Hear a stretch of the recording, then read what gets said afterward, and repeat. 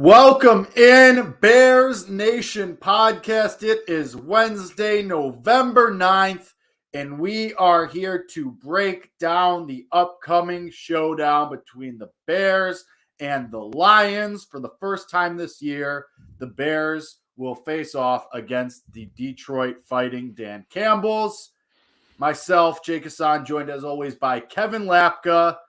Powered, as always, by BetStamp. Go to BetStamp, use our code BEARS to find the best prices, the best lines, help yourself make some more money going forward by using BetStamp. Help us help you make some more money, because who doesn't like more money? I certainly do. So, that being said, Kevin Lapka, let's get into a lot to talk about this week. Justin Fields obviously will be the center of our conversation as we preview this Bears-Lions game. When was the last time Bears had the NFC Offensive Player of the Week as the quarterback? When Never. was the last time?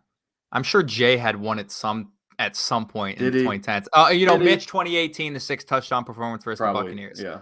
That's definitely the last time. But it's a rare occurrence. Justin Fields did that, and we are expecting a potentially big day for him against the Lions. I titled this episode and the YouTube video as, "Can the Bears start their comeback for a playoff push versus the Lions?" And that's a real conversation that I think can be had. We talked about the schedule coming up, the next 4 games. They're all winnable games, but it starts here against Detroit, a team that fights in these games. That's sort of been it was, let's say, before a couple games this year, kind of the staple to the Dan Campbell regime was, we know we don't have the talent, but we've got grit and we've got heart, and we're going to fight and we're going to be in every single game. And it appeared that way earlier in the year, and then they lose 24-0 to the Patriots, and things kind of fall apart despite the offensive prowess that they had earlier in the year. And I'm going to just chalk it up. They're favored in the sportsbook right now. And I think they should win this game. They have to win this game if they have any chance to go on this little run that we talked about in these next 4 games. And against this defense, we'll get into the statistics. We'll break down the matchups.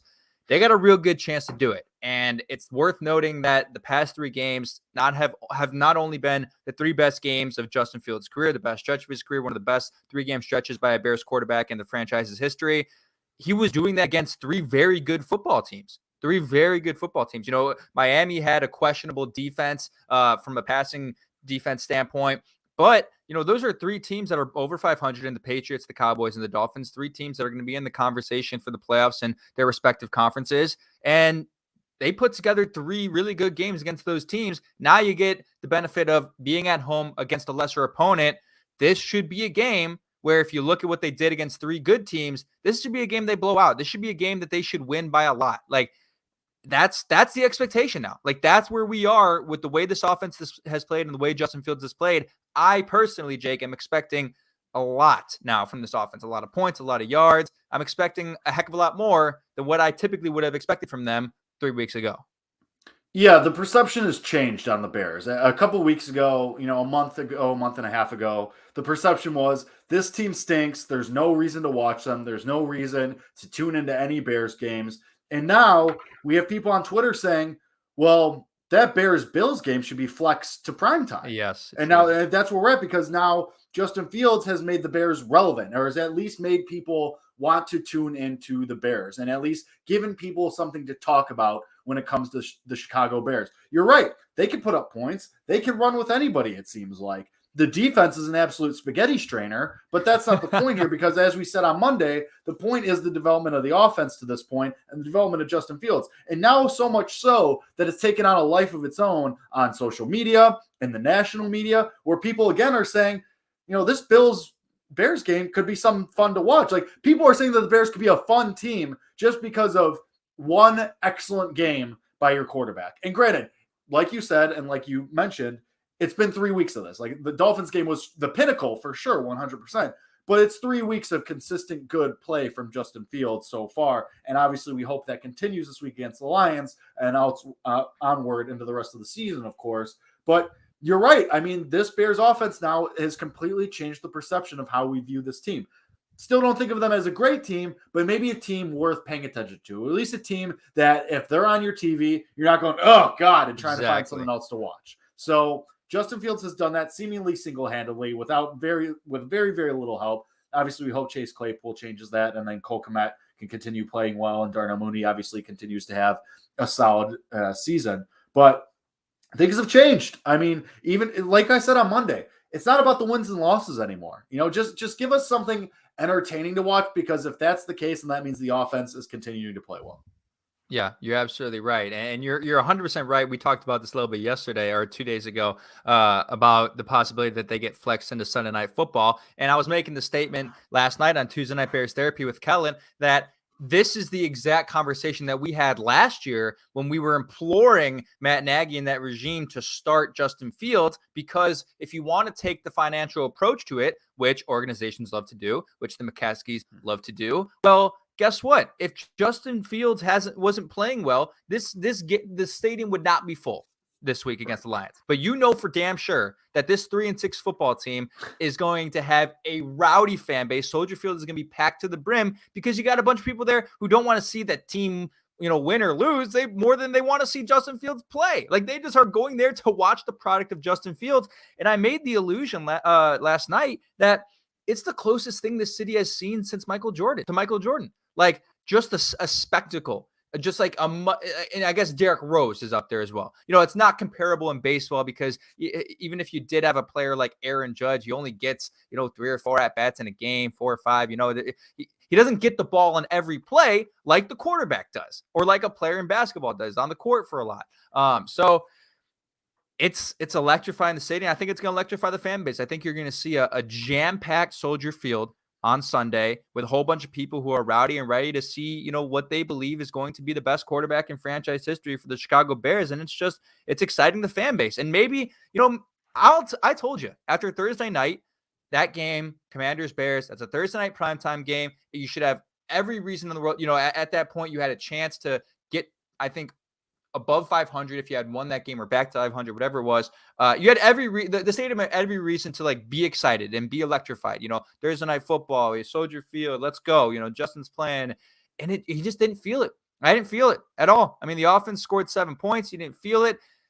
And it has an impact. Like, we talked about that synergy sometimes between the fans and the players on the field, and just that whole synergy that goes around the stadium. And you can feel it even when you're at home sometimes watching, and you can see it and you can hear it and you can hear how loud it is. And I think if the Bears get off to a hot start, 7-0, they go down the field, score on their first drive, and Soldier Field is rocking and rolling, like, that game could be over if they score on the first drive. Like, I truly believe they could just, with that energy, with everybody bought in that stadium, with the full team bought in, put them away in the first quarter. Like, that's what I think they could do and should do against this team. Yeah, and it's also, I think people are going to show up even more because we feel this is a winnable game. Like, Miami, right? You obviously made it a close game and you had a chance to win the game at the end, but with the Lions, with that game, you were kind of like, well, Miami's a really good team and they're probably going to be a playoff team, and if not an AFC contender, and is your chance to win this game exceptionally high? No. With the Lions, it's different. They're a worse team than you, worse record, worse, statistics for the most part. Like, this is a team where people are going to be like, yeah, this is a game where I feel good about. If I go to Soldier Field and I go to this game, I'm going to see a win. And so people are going to, get up a little bit more to see that game. And now with the offense playing as well as they are, that helps too, because like you said, the offense gets the ball, they score right away. It's not going to be like the Commanders game where the air is sucked out of it seemingly right away, because people's expectations are high now. And this kind of goes back to our initial thought of the perceptions changed. Expectations have changed over the last few weeks now, because you've shown that you can highlight this player, your quarterback, and you can score points and you can run a really good offense through him. So, yeah, I mean, definitely people are definitely going to get up for this game, which was already a winnable game. And now even more so because Justin Fields is playing really, really well. So, yeah, I mean, I think you're completely right with that. And then you look at the Detroit Lions this year, right? Everyone was talking early on in the season, well, they have the ability to put a lot of points on the board, and, they're a sleeper team. Like, there were conversations earlier in the year. There were conversations before the season, and this is the impact of Hard Knocks, that this team could be a sleeper team to make the final wildcard slot in the NFC. And then, they lose week 1, 38-35 to the Eagles. And everyone's like, well, they lost by 3 to the Eagles, but oh my God, they're going to put so many points on the board. Like, keep your eye on this team. And they just haven't been that. And they have been horrible on the road. Like, this is the stark difference between this team and why I'm so high on the Bears in this game is, they're 2-16, the Lions are, and they haven't won a single game on the road. Their 2 wins come at home against the Commanders on September 18th, and then just last week against the Packers. On the road, they've lost to the Cowboys 24-6. They lost to the Patriots 29-0, and they've lost to the Vikings 28-24. So only 30 combined points in 3 games on the road this year for the Detroit Lions, 10 points per game. So their offense has clearly just not been able to get it going on the road, whether, that's playing in outdoor conditions that they're not used to since they're a dome team, or just, not being able to handle, the atmosphere of being on the road. You go to 2 stadiums in Foxborough and in Dallas that are loud, or, all their fans are into it. I think there could be an impact there when you talk about what they've been able to do on the road this year. And then let's get into the matchups, because really, like, I don't know if people understand. I'm sure they do. But this Detroit Lions defense is bad, like historically bad. It is just disgusting. I'll read you the stats here. The Lions defense and opponent points per game, 32nd in the NFL. The Lions defense and opponent yards per game, 32nd in the NFL. The Lions defense in opponent yards per play, 32nd in the NFL. Opponent third down conversion percentage, 32nd in the NFL. Like, they are dead last in 4 of the biggest categories that you can name on defense. Like, this is why I'm not just bringing it out of thin air that I think the Bears could put this game away early. Like, you think the Bears defense is bad? Wait till you see this Lions defense. Like, they cannot stop anything by the rush, by the pass. It doesn't matter. Like, the Bears have so many options to get it done now. And if I had to guess, they're not good, but I don't think Aaron Glenn is stupid. I mean, he might be, but I don't think he's stupid. I'm sure he watched the tape last week and said, we're going to do everything in our power to not let Justin Fields rush for 100+ yards, because they've had trouble with this year. Week 1, Jalen Hurts, 90 yards, 1 rushing touchdown. Geno Smith, a couple weeks ago, 49 rushing yards, 1 rushing touchdown. Aaron Rodgers last week had 40 rushing yards. Like, they know that this is a weakness of their team, so they might say, hey, we got to do whatever we can to stop Justin Fields. And the Dolphins tried it. Like, they had guys spying Justin Fields, and it just didn't matter. So I don't know what else the Lions could do to stop that, but whatever it is, I don't know, 2 spies? Have we ever seen that before? 2 spies? Whatever it is, it'll probably free something up in the pass game. So if I had to guess, I think they might lean a little bit more on the pass this week. If the conditions are fine, if there's no wind, it doesn't look like there's rain in the forecast, if you're able to throw it, I think they might lean on that. I think the Detroit Lions are going to try to take it away, and they're going to open up a lot of things for you. Chase Claypool is going to be back in full force. Is this the week Pringle really returns? I mean, he's been activated off the IR. I don't know what his status is, but he should be eligible to return. I have to give you credit. Your commitment to the Byron Pringle thing all year has been incredible to follow. Like, I feel like we are probably the only show that talks about Byron Pringle as much as we do. And that's all you. Like, your commitment to trying to fit Byron Pringle discourse into this show week in and week out is truly commendable. I don't fit discourse in there, do I? Kevin, every week it's like, well, Byron Pringle coming back, or Byron Pringle, maybe he does something this week. It's just about every week. Like, I would say, I mean, we're what, like 2 shows a week. We're 8-9 weeks into like 20 shows or so now. You've probably brought up Byron Pringle in at least 15 of them. But can you blame me? Yes. Who cares? No. I care because anymore. It does. Maybe it does. Stinks. It does. He's not good. Here, Jake. Want to know why it matters? And I'll pose this to you. Okay. 3rd and 8, and the final drive of the game, Justin Fields rolls out, throws the ball. Equanimeous St. Brown drops it. If that player is Byron Pringle, does he catch the ball? Probably not. Probably he does. He does. Stink. He's better than Equanimeous St. Brown by a long shot. Don't even try to argue that. You know that's true. I don't know, by a long shot. A long shot. Oh, yes, by a long shot. Dude, Byron Pringle was an 800-yard receiver. With Patrick Mahomes. Wait, no, he and wasn't. The Chiefs. It wasn't 800, I don't think.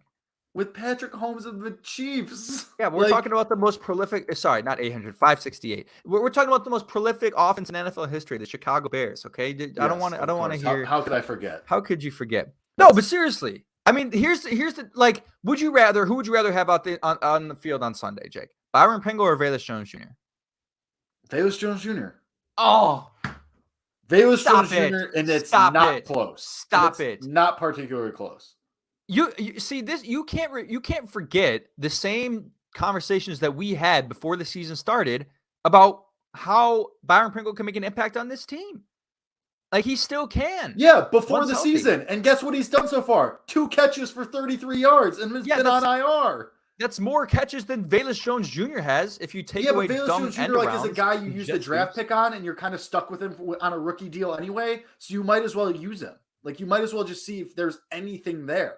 Byron Pringle, he's been in the league for years now, and year after year has been extremely mediocre. Velus Jones Jr. might stink. He might be mediocre too. But at least, like, you're paying him on the cheap, and you know for sure. Like, right now, we're doing this thing every week with Velus Jones Jr. where, okay, well, you can run jet sweeps with him, and that's really all you've done, but maybe you can stretch the field with him. Like, Byron Pringle is nothing. Like, Byron Pringle is nothing. That's not true. That's not true. I think Byron Pringle, look, you see, this is the problem. Like, you have so many guys on the team who can do that exact thing that Velus Jones Jr. is supposed to be good at, end arounds and jet sweeps. And we've seen Equanimeous St. Brown do it and get more yards than Velus Jones Jr. has. He had that 40-yard rush on the end around like week 2. Byron Pringle can do that. Chase Claypool can do it. They're going to do that with Chase Claypool. Darnell Mooney can do it. Like, that's not something that's unique to Velus Jones Jr. But my point is that, like, Byron Pringle is a guy who has been in the NFL already. You largely know what he is already. Velus Jones Jr., he might stink, but he's also 8 weeks into his NFL career. Not even, because he was inactive the first couple weeks. In any way. He doesn't help you. He was. How do we know? Scratch. Because Byron Pringle's been injured and has 2 catches. Like, but the thing is, we've seen it from Pringle in his career. We've never seen it from Velus Jones Jr. He's a rookie, but we know what Pringle can do. I am Scott says top 5 in catches in traffic. Who's more likely to be here next year, Velus Jones Jr. or Byron Pringle? Velus, but at this point, I don't care if they cut Velus next year. It doesn't matter. I'm fine. They could cut. Right, but you're not gonna win games this year anyway. You're going nowhere fast anyway. So might as well figure out what Velus Jones Jr. is. We know what Byron Pringle is. He's a number 3 at best. Like, sure, yes, that's correct. So you might as well figure out if Velus Jones Jr. can be that, because you're going to have him next year anyway. Like, you might as well try stuff. You might as well try these things because you have nothing to lose. You have nothing to lose, and you're going to keep the kid anyway. So, and I say kid like he's not the same age as me, but like you're going to keep the guy next year anyway. Byron Pringle will probably be a cut next year, and probably they'll say, "All right, see ya, thanks for the 2 catches." Like, you might as well play Velus Jones Jr. and just figure it out because he's going to be here. They're not going to cut bait on a 3rd-round pick this fast. Well, so apparently they are. Apparently they are. I mean, they were willing. They were like, if you say, well, it doesn't matter. They're not trying to win games like that. One healthy scratch does not mean they're cutting bait on him. I think it does.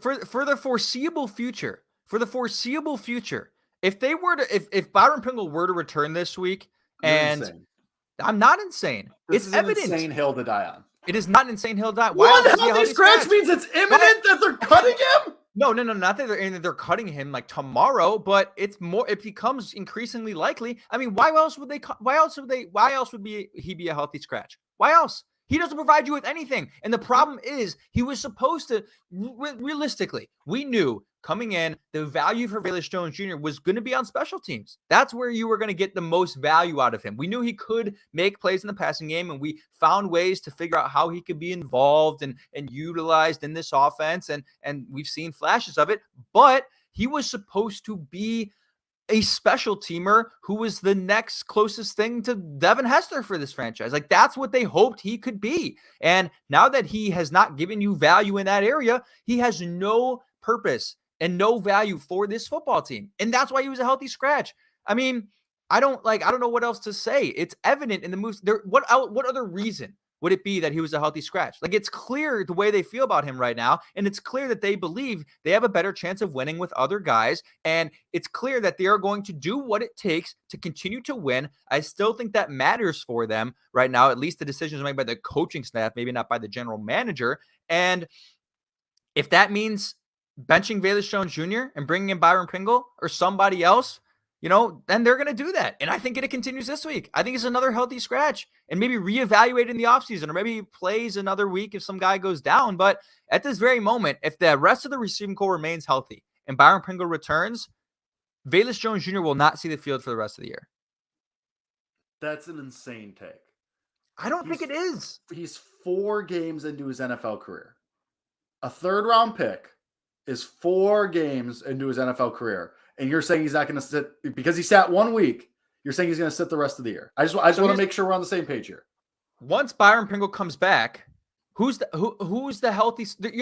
Who's the healthy scratch? You think they all play? You're going to make me pull up the roster. Dante Pettis, N'Keal Harry, Velus Jones Jr., Byron Pringle. Those are your 2nd and 3rd string wide receivers. Once Pringle is healthy, who is the healthy scratch? It might be Harry. Harry. They seem to like Pettis. Maybe it is Harry. I don't know. But at this moment, he's proved that he can do more for you than Velus Jones Jr. And look, why does it have to be from the wide? Why can't someone else on the roster get assigned to the practice squad or something? I mean, it's possible. Like you're currently carrying 2 fullbacks. We're carrying 2 fullbacks. Both of those fullbacks. Wait, you have? Yeah, I would have to look at who else was inactive. I mean, Tongas has been inactive though, so like I don't know. I just does Ryan Griffin get inactive? Like he'll play another game. He will play another game, but I'm not calling it quits in his career. It's just I believe that for your football team, Byron Pringle and N'Keal Harry and probably even Dante Pettis are more valuable to you right now than Velus Jones Jr. Like that's just a fact right now. And that would be true if you were actively trying to like chase a playoff spot and actively trying to win games. But I talked about this already. I think they are. Like you're not tanking, you know? Like they'll never say tank. Right. They'll never say, "Oh, we're trying to lose games." But you're also like, if you're going to be what you want to be, if you're going to, because like you're not making the playoffs this year unless something miraculous happens with like the rest of the teams in front of you. But you're not winning the Super Bowl. You're not winning the Super Bowl. You're not. You're just not. You're not winning. You're not. You're maybe making the playoffs. You like if things break exactly in a miraculous way for you, you're making the playoffs. And then what? You get the shit kicked out of you by the Vikings. Okay, great, I don't think so. I think you get the shit kicked out of you.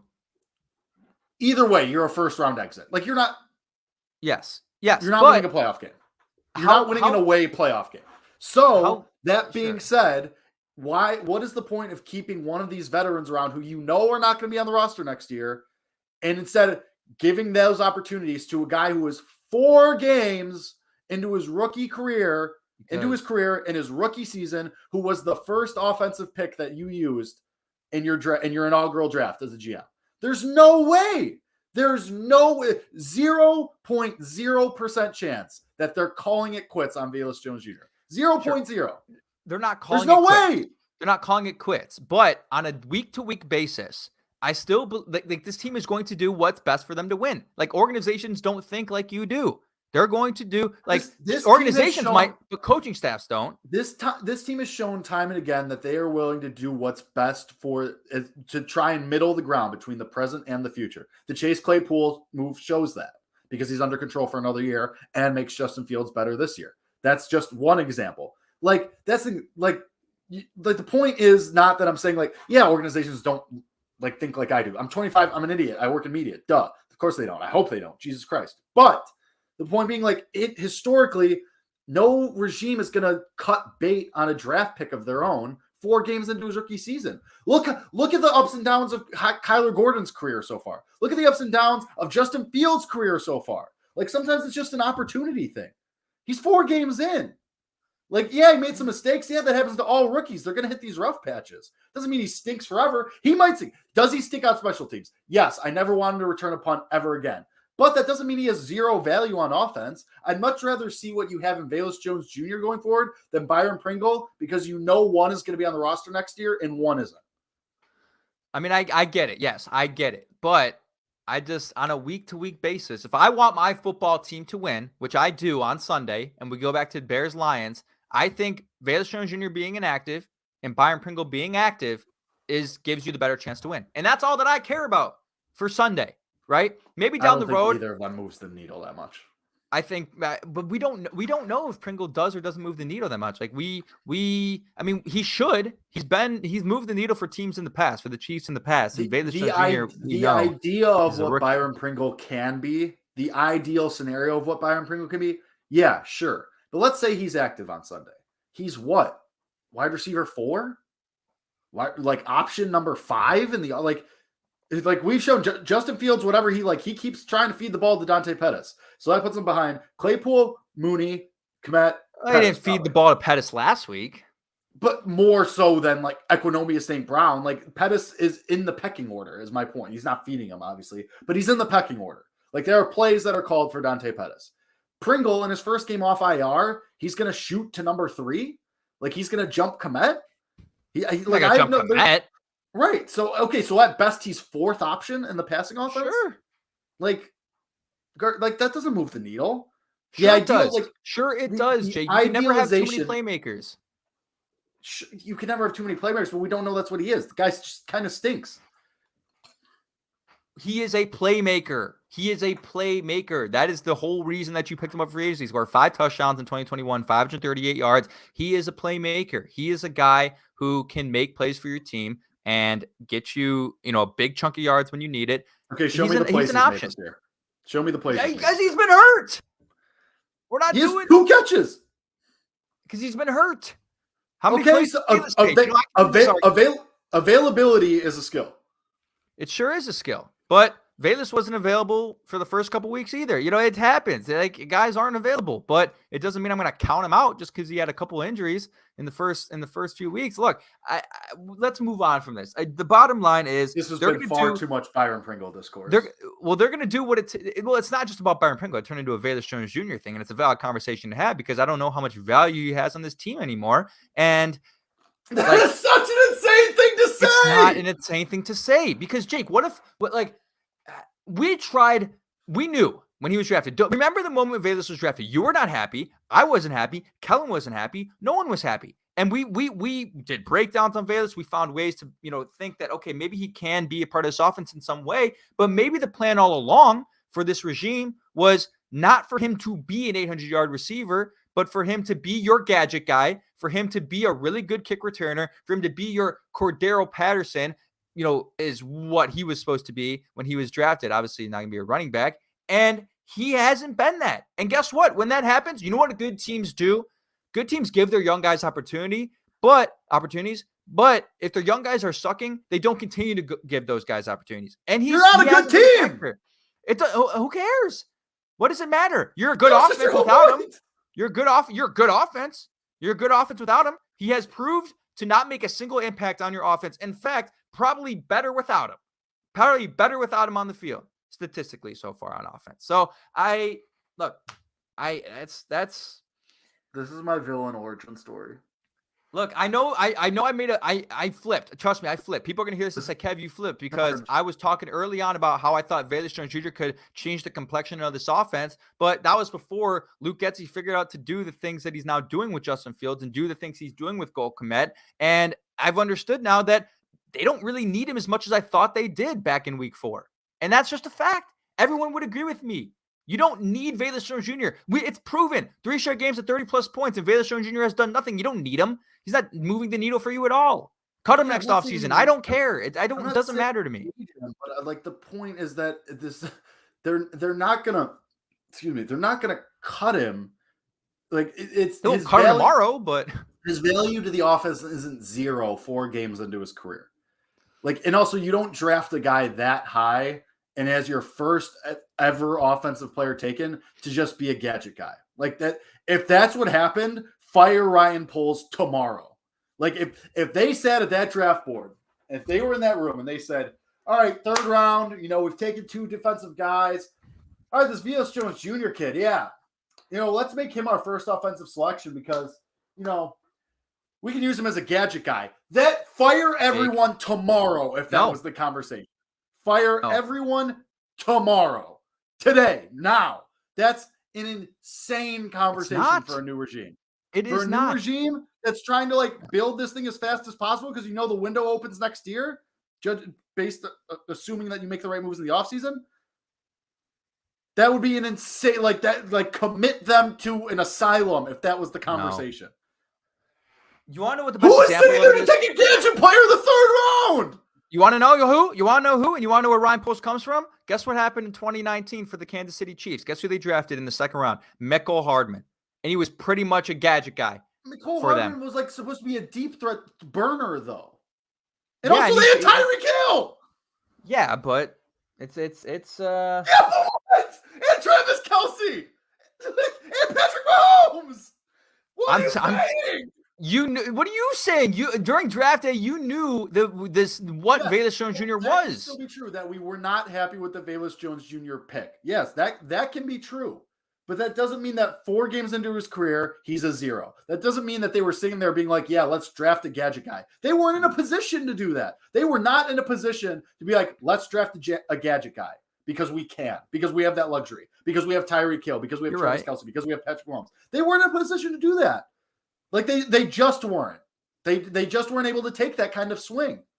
Like the Chiefs in 2019 were already an established playoff team. They were a team on the rise. They had a shit ton of talent already on their offensive side. They could take a swing like that on a guy that they thought had high upside. The Bears were 100,000,000,000% not in the same position to do that. I'm so sick of talking about Velus Jones Jr. this much, and I know we got to get to our predictions for this game and bowl predictions, all that jazz, but he's like the value of Velus Jones Jr. is not a 0. I guarantee that for more games than not, the rest of the season, 1. you will see him. It's not 1, like it's 1. like It's a 2. Is that what you want? You want a 2? Fine. God, just end go. this conversation. Jesus Christ. You get a 2. Jake gets a 2. Oh my God, that was the most frustrating conversation possibly I've ever had with you. It's frustrating when you know I'm right. I know how hard it can be. I'm gonna commit crimes. Hey, let's go back to 4 weeks ago when I was telling you what to think about Justin Fields, and you were saying let's draft a quarterback. You had your Ohio State color. You had your scarlet and silver tinted glasses on. Oh, okay. Okay. Take a breath, Jake. It's all gonna be fine. My blood pressure is so high right now. He's a 2. Fine. He's a 2. I don't even. What do you even want to do next? I don't even. So here is a couple things to note about the Detroit Lions defense. Okay, they're allowing the 8th most fantasy points to wide receivers. They've allowed 11 rush touchdowns, 2nd most in the NFL. They've allowed the 6th most rushing yards. They're allowing the 6th most fantasy points to tight ends. Could be a big day for Cole Kmet. Allowing the 4th most rushing yards to QBs, and allowing the 3rd most fantasy points per game to QBs. This is, again, the opportunity for Justin Fields to have another phenomenal game, and I think it happens. And you talk about, well, let's get the passing game going a little bit, because it's so annoying, but you know what's going to happen for the next couple of weeks if he continues to rush well is, and we've already seen it, Boston Scott on ESPN, a freaking idiot. Oh, he's a running back. He needs to work on his passing a little bit more. And the same treatment that Lamar got. But the difference between him and Lamar was Justin was always a more capable passer coming out of college. Was always, as a prospect, even in his first few years in the league, first few games in the league, first year, like knew that his deep ball was better than Lamar's, that he has better arm strength. Like we know Justin Fields is a better passer than Lamar Jackson. I don't know why now we're starting this narrative that, because he's rushing well, he's a running back and he's getting the same treatment that Lamar got back in 2019. It's just stupid. But this, I think, is a chance. Like I said, if the Detroit defense wants to key in on Justin Fields and kind of prevent him from running all over them, it's going to open up things in the passing game. And we've already seen them take the shots since Chase Claypool has been here. And again, if one of those connects, that's 40, 50 yards added onto that total, and it makes it a heck of a lot easier to surpass 300 yards for the first time in what feels like forever for a Bears quarterback. So, I think this is a good chance for them to do that. And I think Claypool is going to get closer to a full game in snaps. I 100%. think I saw the number was 25 last week. It was like 25, 26. Right. And he ended up getting like 6 targets. So 6 targets on 25 snaps is actually pretty freaking good. They clearly are wanting to, take the shots with him down the field, but also get him involved, in the short game with the screens. But I think now, once you get the timing down with him this week in practice, then you start to see the intermediate throws open up, the slants, the middle of the field throws, a little bit of corner routes, timing routes to the outside. And I think that connection, if they start to establish that with Claypool this week, is going to free things up for Darnell Mooney. And we've seen what Darnell Mooney has been able to do against the Detroit Lions last year. In that first game with Justin Fields playing, Justin had 11 for 17, 209 yards passing, 0 pass touchdowns in that game. But Mooney, 125 receiving yards in that game. And then Mooney against the Lions on Thanksgiving with Dalton as the quarterback, 123 receiving yards. So both of his games last year against the Lions, 120 plus receiving yards. I think this could be big day for Darnell Mooney. We saw the trend last week with a touchdown and a few more targets. And I think I'm hoping this is the big day for Darnell Mooney because I benched Mike Evans and I'm starting him in fantasy. I feel good about him. Bold. This is something that I talked about a little bit earlier today. A little bit. What do you think the realistic chances are that Justin Fields breaks the single season quarterback rushing record? It's 1206, which Lamar did in his MVP season. He's at 602 right now with 8 to go.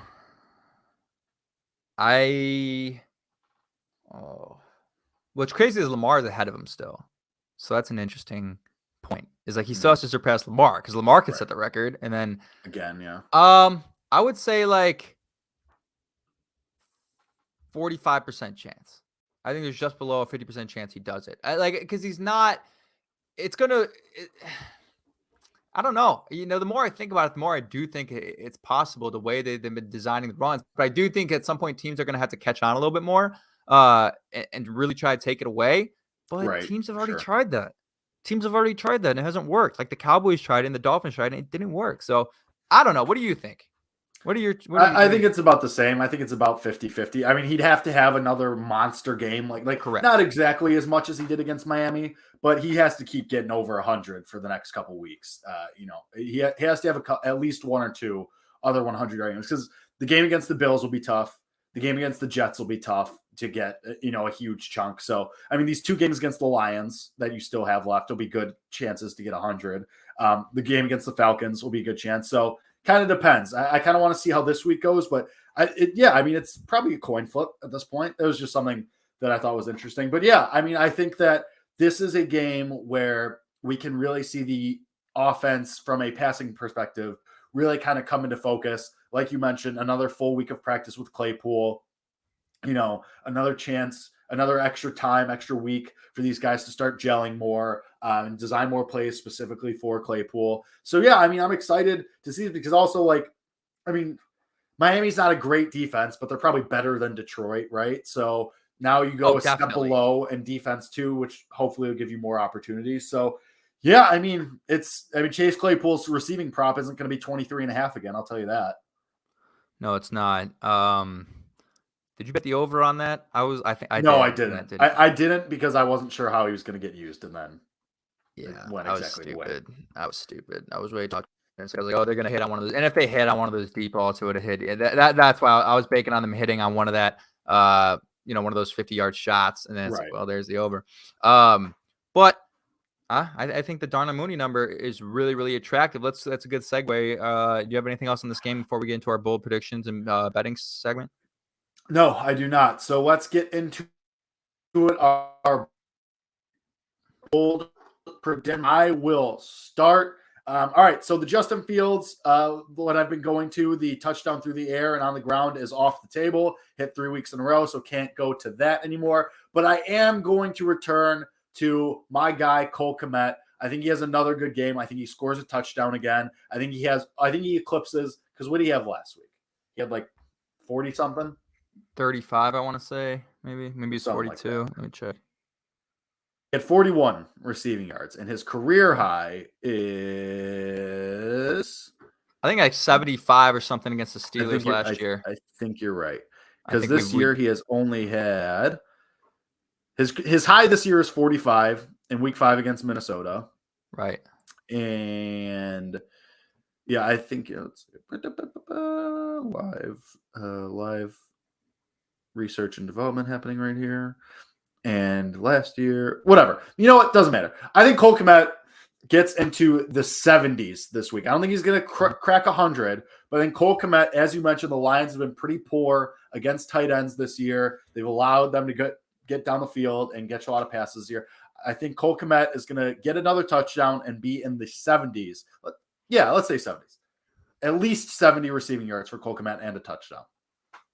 Yep, 6th most fantasy points allowed to tight ends is that Lions defense. They've been proven vulnerable. Allowed a lot of points to Mark Andrews earlier in the year. This is a great chance for Cole Kmet to keep it rolling. I do like that a lot. Thank you. So you're trying to go like an alternate line on that? Alternate line 70 plus receiving yards. That's gonna be a lot of plus money there. That's gonna be good. I like it. And I'm sad our bold predictions parlay couldn't be placed last week because Velas was inactive. It wouldn't have hit anyway. But I told Jake before the game, I put it together and it reached the maximum odds you can do for a same game parlay on FanDuel, which I actually didn't know was a thing. But there's maximum odds. Like you can't go over, I don't know if it's like plus like 50,000 or something. Like if on a one single same game parlay, you can't go over something crazy. And our bold predictions parlay did. They what? They cap you because they don't like on the off chance. They don't want the miracle happening, and they don't want us fleecing them. You gotta take down those buildings in Vegas if we hit one of them. I'm gonna go back to the Darnell Mooney well. I went to it last week. Didn't hit. I said 100 yards, but it's just too obvious for me, again, with the history of what Mooney has done to this team and what this Detroit Lions defense has been this year, allowing the 8th most fantasy points to wide receivers. And I don't believe yet that Chase Claypool is going to get a full load in this game. I think he'll get red zone opportunities. I think he'll get opportunities across the field, but I still do believe Darnell Mooney is the number one target. We already saw a little bit the effects last week of maybe how Chase Claypool can open up the offense for Darnell Mooney, alleviate some of the pressure on him. And, you got Xavier Howard traveling with him around the field, one of the best cornerbacks in the NFL. So that helps that he's going up against who this week? Jeff Okudah, really and Jeff has been playing a little bit better this year, but still not living up to anywhere near where he was drafted. It was just an insane draft pick for them, taking him at number 3. It's absurd. And he was an Ohio State guy. So for me to say absurd is crazy. But truly, I'm surprised he didn't burst into flames. Okay. Yes. Relax. I'm gonna say Mooney 100 yards this week. I know I said it last week. I got to go back to the well. It's just too obvious for me. Darnell Mooney, 100 yards receiving. That's my first. You got another one? Yeah, I'll say Chase Claypool gets the first Bears touchdown of the day. I think so. First touchdown score for the Bears of the game. For the Bears, because obviously I don't know who's going to get the ball first. If you could guarantee me the Bears get the ball first, then I'll say, Claypool scores the first touchdown of the game. But because I have no faith in this Bears defense if the Lions get the ball first. But I think Claypool gets the first touchdown for the Bears. I think they're going to make it a point to go to him because, think about it last week. They went to him in big spots down the field. Obviously, at the end of the game, took the shot down the field to him. To start the game on the first drive, took a shot to him down the field. So, and he drew the pass interference flag on the first one. Obviously, I think they're going to make it a point to get him involved. I think they're going to make it a point to show off their shiny new weapon, their shiny new acquisition, and be like, hey, this guy's going to be a problem with Justin Fields. I think Claypool gets the first Bears touchdown. Yeah, I like it. That's what I went to last week, and it was probably dumb. I thought they'd give him opportunities in the red zone, but he wasn't on the field in the red zone that much last week. But again, that should increase this week. What kind of play you think? Are you thinking it's a red zone play, or you think they hit on one of the deep balls that goes for like a 50-yard touchdown? So my first thought was jet sweep, but that feels boring just because of last week and how they've used wide receivers, and it's not as exciting as you would normally think on maybe any other team. What do I think?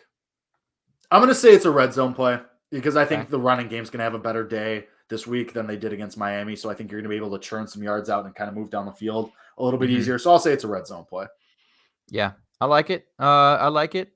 Probably will sprinkle it, honestly. I'll probably put a little bit of money on that. I got to. I think he was at plus 380 last week. That number will surely go down just because he's going to be increased number of snaps, but you'll probably see around like plus 260. Scott says, no way Chase doesn't score. You said that last week, bro. You said that last week. Come on. Come on. But I hear you. I totally see where you're going. I want to go back to the same thing I said last week where this is the first time where Justin Fields throws for 300 yards passing, and this is it made too much sense last week, but it makes even more sense this week again against this defense at home. So do it. Should I do it? So do it. I feel like that's so lame to just repeat it. Use my. I recycled the same one 3 weeks in a row. Yeah, because it hit and it hit and it was proven to work. Yeah, I'll do it. Justin Fields 300 plus yards passing, and the number on it is still insane. Like if you were to parlay just to that and Mooney 100 plus yards, would really make sense because if Justin is going to get to 300, Mooney's getting 100. Like that. That's just the way it's going to be. So if you believe that he's going to throw. The only thing with that is you have to have a little faith in the Lions offense to keep up and also score points because if they get to the end of the game and they're up, 2-3 scores, they're not, they're just going to run clock. They're not going to throw it that much. So you need a shootout. Yeah, game script does. I hate the way game script affects betting. It's so frustrating. Like, especially when I bet the NBA and the team's up 19 and I'm like, just put LeBron back in. I don't care if you're down 36 points. Put him back. It's so I know you understand. Yep. And I also one more. I'll do Bears first half spread. Whatever it is. I think they get off to a hot start, and I think they defy their second quarter woes this week. They've been one of the worst second quarter teams in the NFL. Defy their second quarter woes, play well in the second quarter, and take a big lead going into the half. Again, at home, feeling the energy, fans are ready to go. I think they do that. That's all I got for our my bold prediction there. All right, well then let's move on to our final score and game predictions. The Bears are favored, as Kevin said, at home against the Lions, hosting the Lions for the first time this year. Offense finally starting to play well. So let's get into it. I do think the Bears win this game. The Lions coming off their win against the Packers, feeling good about themselves, all hyped up, have to come to Chicago, have to play this offense, have to face the best version of Justin Fields that we've seen thus far in his career. I don't think that's a tough task. I do think that's a tough task. I think that's a tall order for them to fill. I think that the Bears have the better coach. They have the better quarterback. That's probably it. Probably the better running back too. Amon-Ra St. Brown's awesome, so I won't say better wide receiver. Yeah. But regardless, I mean, the Bears are better in the two most important facets, the quarterback and the head coach. So I do think the Bears win this game. I do think there's going to be points in this game. The Detroit defense is terrible. The Bears offense is also, or not the Bears defense is also terrible. I think this game is going to be, I mean, you might have another burner like last week. I think this game is going to be 38-28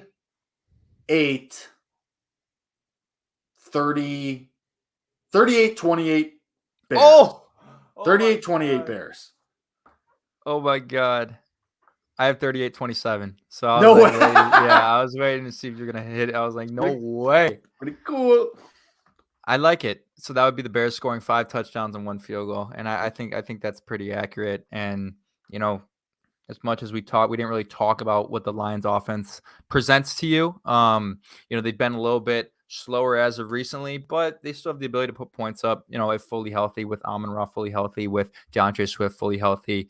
Jamal Williams rushed well last week. They'll be able to put up points on this defense for sure. Now, 100%. Kellen sent me this morning. I missed it. Matt Adams activated off IR this week.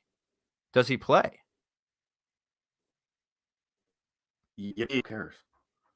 Come on, it's Matt Adams. Yeah, that's actually significant. If you were to get Matt, I know talk about a nothing. Talk about a 0. You're not going to give Matt Adams a 1. You're not going to give him a 2. Who's more valuable to your team, Matt Adams or Velus Jones Jr.? Let's I'm go not back doing to this the- with you again. I'm not doing this again.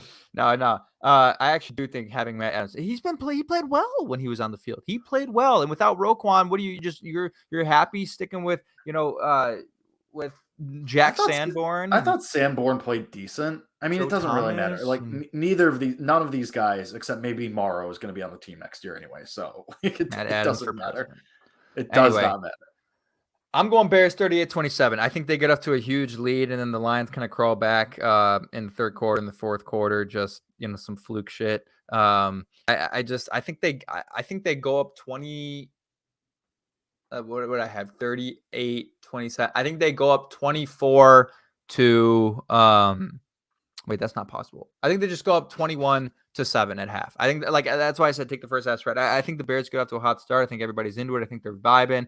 And then maybe they get a little bit complacent in the third quarter, and then they put them away in the fourth. That's the game script. I just think this team right now, you're better. You're better. Like, we haven't been able to say that for a lot of the games this year. Like, you are better than the opponent in pretty much every facet, even defense.